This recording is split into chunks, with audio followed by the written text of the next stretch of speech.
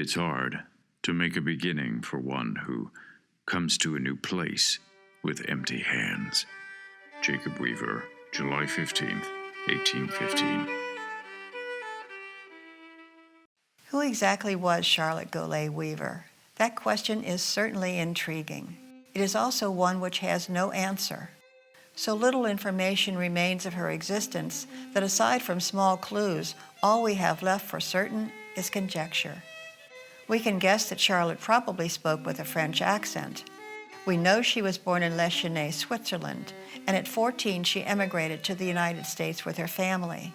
They settled in Ulster County, New York in 1801, where her father oversaw a dairy farm. How she was introduced to Jacob Weaver is unknown. But 3 years after arriving in Ulster County, she would marry him. Her father and the remainder of the Golay family left the dairy farm and moved to Indiana Territory. There he became part of the Vintner Compact. She and Jacob joined them 8 years later. During those years, she would have 6 children. The journey to Indiana was not without incident, illness, or hardship. Traveling by carriage and flatboat, it would take 45 days to complete. This with 6 children, all under the age of 8. By 1823, she had 10 children. Feeding a family of 12 and maintaining a farm was difficult, even with the help of the older children. Imagine not only the physical burden, but the emotional stress when Jacob was away for the 2 to 3 month trip to New Orleans. Charlotte would be the one who ran the household and weathered the storms of raising a family on the frontier. She must have had a strong sense of determination and an even stronger will to persevere. There is precious little about her in Jacob's letters. This lack of any mention creates a big hole in the story. Only one thing remains for sure of Charlotte Weaver, aside from her crumbling tombstone. It is a small doodle she made on the back of one of Jacob's letters. In 1828, 14 years after purchasing the property, Jacob and his family moved here to Venoge Cottage.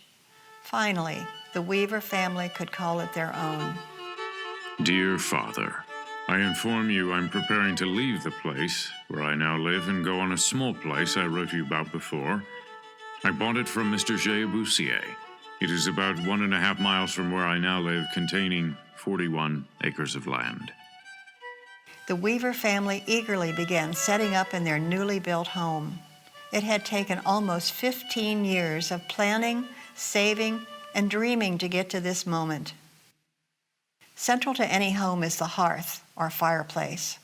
This plain-looking area is the heart of Venoge Cottage. Here the meals which sustained Jacob, Charlotte, and their large family were prepared. This was the only source of heat during the chill of Indiana winters. Around this simple hearth, celebrations took place. Here, 4 hearts were united in matrimony. Dear brother, I inform you that on the 2nd day of December last, my second daughter Mary Ann was married to a man by the name of William French, a tailor by trade and an elder of the Presbyterian Church. Also, my oldest son John was married on the same day at my house to a sister of the former by the name of Jane French, a milliner by trade. They're both living in the town of Vevey. Following the double wedding held in the Venoge Cottage, a decided change comes into the tenor of Jacob's letters. Now at age 54, the hard life he had lived and the inherent realities of old age found an increasing place in the letters. A desire to see his family would still be mentioned. Deep inside, Jacob knew it would never come to pass. Dear brother, my wife and myself are not very healthy this fall, which is occasioned by taking bad colds. Old age is beginning to work on us, which it does very soon in this country. I would wish to know if there are any of you which would ever think yourselves able and willing to pay me a visit. I always had in mind to come and visit you at some time, but circumstances turned out otherwise. I'm beginning to get old,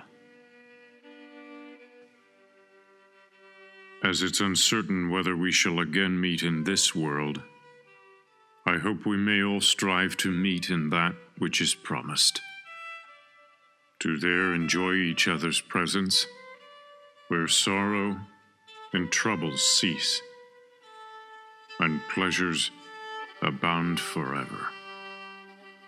Jacob Weaver. Jacob marked November 20th, 1836, as his 60th birthday. The United States of America in 1836 was far different from the one into which he had been born. 1776, the year of his birth, saw the Declaration of Independence and the American Revolution. Now another revolution was taking place, this in the people and the land around him. You requested me to write you whether I followed the business of making wine. I now inform you that I do not follow the winemaking business anymore. The small vineyard I had planted never came to anything. Several of the other vineyards are also destroyed. The winters are getting colder here than they used to be and more changeable, and the vines don't do as well as they used to do.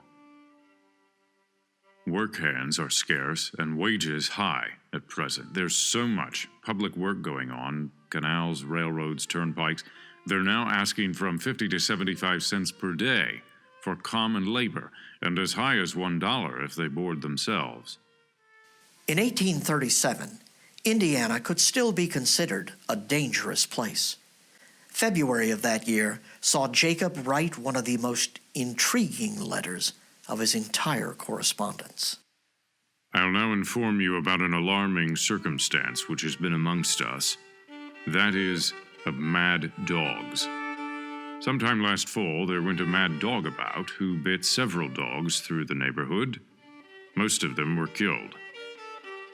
The dog belonging to a man by the name of William Cotton went mad and bit a little girl of about 7 years old. About 40 days after the little girl was bit, she went mad. And about 4 days after, she died. Sometime after, there was a boy bitten by the name of McKay. He was taken to a neighboring village where there was a man who had a stone called a mad stone. He put it to the wound. It's said this will draw the poison. That was 6 or 7 weeks ago. It's had no effect on him yet as I've heard of, and there's still some rumor of some dogs going mad about the neighborhood. Mad stones are indeed real. They form a basis for healing still practiced today in folk medicine. Jacob now entered the last decade of his life. Thoughts of Ulster County and the lack of communication from his family there still weighed heavily upon him. I'll also inform you that I'm at this time receiving a newspaper from the village of Kingston called the Ulster Sentinel. But the time's been so long since I've left there that the reading of a newspaper from there is almost as strange to me as it would be from some place where I've not been acquainted. It appears our family are wandering, one in one direction and another in another direction, so that it appears at this time unlikely that we will ever all in this world meet again, to see each other and enjoy each other's company. From 1837 until 1846, no surviving letter of Jacob Weaver remains. Judging from the contents of the next letter written in June of 1846, it is possible that Jacob did not write at all during those years. However, much would transpire to affect the life of Jacob and Charlotte Weaver.